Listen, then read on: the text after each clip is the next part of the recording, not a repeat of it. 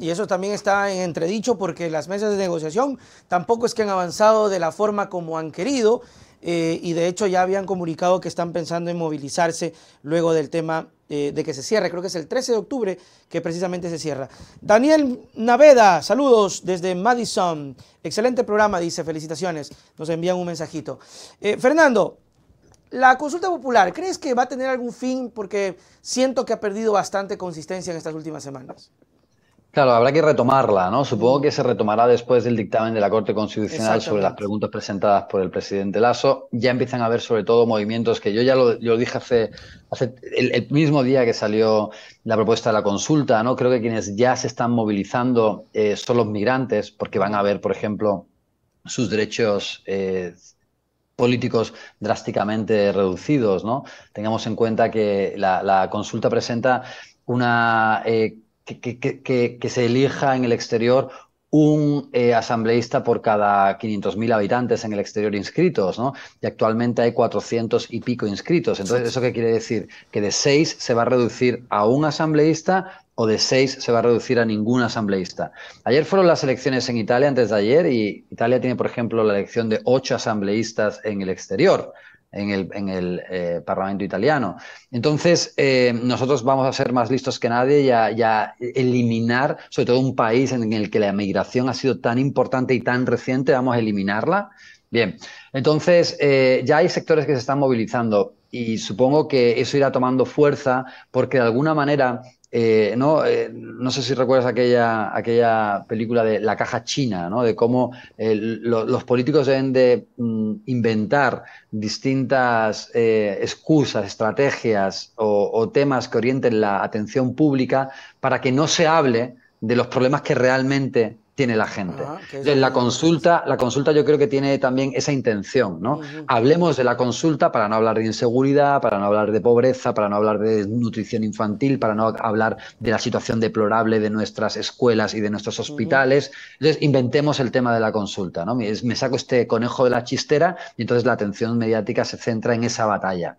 Yo espero igualmente que el hartazgo sea tal, porque al final, como también dice el compañero David Chávez, eso es una especie de referéndum de aprobación, ¿no? Al igual que fue también el del año 2008 en relación al gobierno de Lenín Moreno. Entonces, esa sería como, él lo define como la tercera ronda de las elecciones. En cierta medida también tiene ese componente. Guillermo Lasso quiere que de alguna forma, ante la situación deplorable de su imagen, este referéndum en el que plantea muchas de las preguntas que la población va a decir sí automáticamente, en realidad lo quiere instrumentalizar como una manera de afianzar su imagen en un momento tan negativo. Okay. Entonces, veamos si le sale bien la jugada o no. Después, por supuesto, hay otros temas que van orientados a un mayor autocratismo y a reforzar la imagen presidencial, como es, por ejemplo, la eliminación de la elección de los miembros del Consejo de Participación Así Ciudadana es. y Control Social. O sea que hay muchos componentes, ¿no? Pero yo creo que el más importante es ese, es el desvío de la atención de lo que realmente importa, de la atención pública, y después reafianzarse en el poder en una especie de referéndum por su gestión ante preguntas en donde la mayoría se van a, en principio se responderían que sí. Si él la pierde, eso sí que es un desastre. O sea, si él pierde, es una jugada relativamente arriesgada, porque también hay la posibilidad de perderla. Y Por si él la supuesto. pierde, ahí es apague y vámonos, ¿no? Claro. Porque ya, o sea, ni poniendo las preguntas más tontas te han dicho que sí, entonces, chico, ya. Claro. Y que además son preguntas con trampa en algunos casos.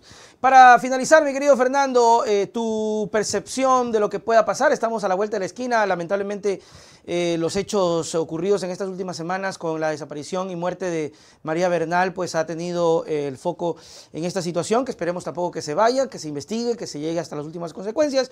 Pero las elecciones están a la vuelta de la esquina. ¿Qué crees que vaya a pasar? ¿Cuál es tu percepción en torno a esto? ¿Cuáles son los grupos que definitivamente podrían estar peleándose las alcaldías y prefecturas?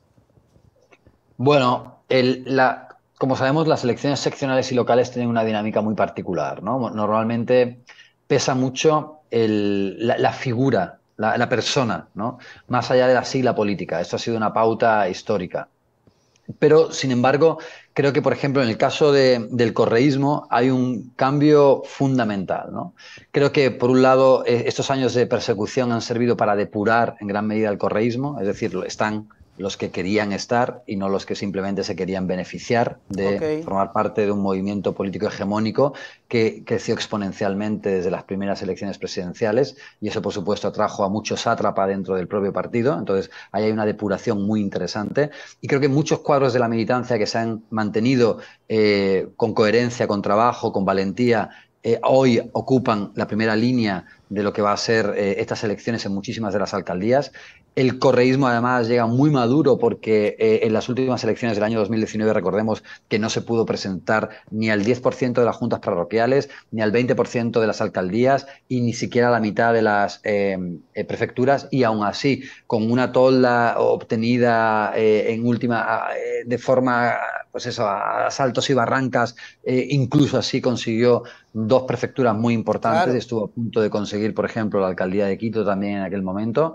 Entonces, creo que ahora es un momento muy distinto. Hay un proceso mucho más sólido, mucho más orgánico, y creo que esta va a ser la fuerza que va a dar el do de pecho en estas elecciones.